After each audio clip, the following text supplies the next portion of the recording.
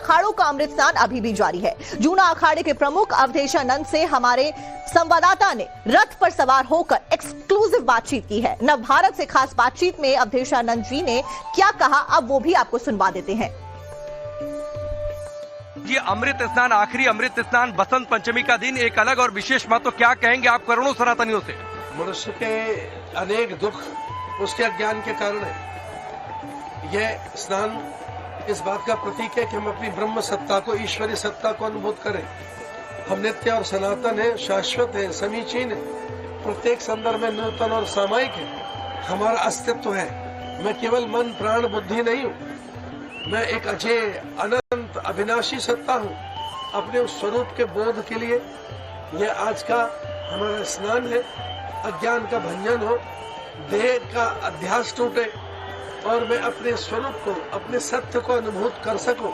इस निमित्त हजारों साधु, लाखों साधु, संत और ये सदगृहस्थ, योगी, यति, वानप्रस्थ, ब्रह्मचारी, वैदिक बटुक, हम लोग स्नान करने जा रहे हैं। सनातन संस्कृति एक ही परमात्मा ऐसा कहती, वह सर्वत्र व्यापक है। एक ही ब्रह्म सभी रूपों में, नाना रूपों में, उसी का विस्तार है।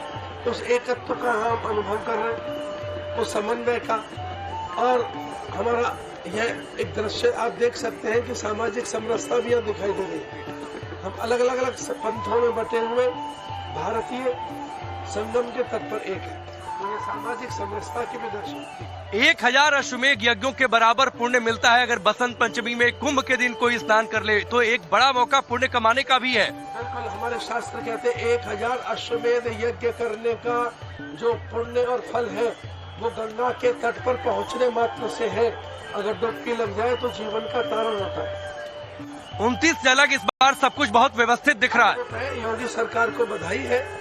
उत्तर प्रदेश के मुख्यमंत्री आदरणीय योगी जी अत्यंत संवेदनशील है और उनका ये उत्तम कोटि का प्रबंध अत्यंत प्रशंसनीय है और साधुवाद है।